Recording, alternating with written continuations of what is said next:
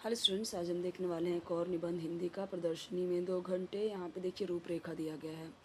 तो ये रूपरेखा आपको एग्ज़ाम में नहीं लिखना होता है, ये सिर्फ आपको दिया जाता है, ये पॉइंट्स दिए गए होते हैं, ठीक है। उन पॉइंट्स के बेसिस पे आपको लिखना होता है।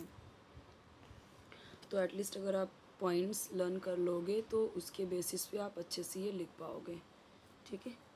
तो प्रदर्शनी में 2 घंटे बिताए, जैसे बोला जाता है ना कि सर्कस में 2 घंटे, रेलवे स्टेशन पे 2 घंटे, बस स्टॉप पे 2 घंटे, तो उसके ऊपर आपको लिखना होता है। ऐसा एग्ज़ाम में आ जाता है कई बारी। तो चलिए देखते हैं अभी। प्रदर्शनी में मनोरंजन के साथ साथ नई नई वस्तुओं, विविध प्रकार की कलाकृतियों और औद्योगिक प्रगति आदि की जानकारी मिलती है। यानी कि जब प्रदर्शनी यानी एग्ज़िबिशन, तो उसमें नई नई चीज़ें, अलग अलग प्रकार की कलाकृतियाँ, यानी जो चीज़ें होती हैं, आर्टिफैक्ट्स होते हैं। औद्योगिक प्रगति यानी किस तरीके से जो उद्योग वगैरह है उसकी किस तरीके से प्रगति हो रही है, उन्नति हो रही है, ये सब की जानकारी इसमें मिलती है। और यह जानकारी जो होती है प्रदर्शनियों में जाने से 2-4 घंटे में ही एक साथ मिल जाती है। और मेरे शहर में कई दिनों से भारत 2014 प्रदर्शनी लगी हुई थी। गत रविवार की शाम को, अब यहाँ पे आप ये जो 2014 है इसे 20 कर सकते हो, ठीक है। और इसे आप 25, 26 कर सकते हो अभी के हिसाब से।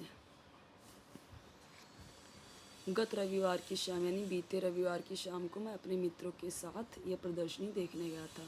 प्रदर्शनी इतनी शानदार थी कि उसकी चहल पहल दूर से ही मालूम होती थी। प्रदर्शनी के भव्य और विशाल प्रवेश द्वार की शोभा बहुत ही आकर्षक थी, यानी अट्रैक्टिव थी। द्वार को सुंदर चित्रों एवं बिजली के जलने बुझने वाले विविध अलग अलग रंग के बल्बों से सजाया गया था। भारत माता का चित्र तो बहुत ही शानदार था। प्रदर्शनी के बाहर टिकट के लिए कतारें लगी हुई थी, कतार यानी लाइनें लगी हुई थी। कुछ देर कतार में खड़े रहने के बाद हमें टिकट मिला और प्रदर्शनी देखने अंदर गए। प्रदर्शनी के भीतर देश के विभिन्न प्रांतों यानी अलग अलग स्टेट के सजे हुए आकर्षक मंडप थे। महाराष्ट्र दर्शन में नमूनों, नक्शों और चित्रों द्वारा महाराष्ट्र के विकास की झांकी दिखाई गई थी। आदिवासियों से संबंधित कलाकृतियों के प्रति दर्शकों का विशेष आकर्षण यानी अट्रैक्शन था। मनोहर गुजरात यानी गुजरात की बात हो रही है। इसमें आधुनिक प्रगति की यानी जो मॉडर्न प्रगति जो प्रोग्रेस हुआ है उसके दृश्य दर्शाए गए थे। केरल मंडप में केरल राज्य की प्राकृतिक शोभा बड़ी आकर्षक लग रही थी। हमने राजस्थान, उत्तर प्रदेश, असम व आंध्र प्रदेश आदि प्रांतों के खूबसूरत मंडप भी देखे। जम्मू कश्मीर के मंडप में पृथ्वी के स्वर्ग की सुंदर झलक मिलती थी। इस मंडप में कश्मीरी टोपियाँ, ऊनी कंबल व शॉल, जो शॉल ओढ़ते हैं ठंडी में, आदि वस्तुएं बिक रही थी। मैंने एक सुंदर टोपी और मेरे मित्र ने एक शॉल खरीदी। हिंदी में उसे शाल बोलते हैं, शाल।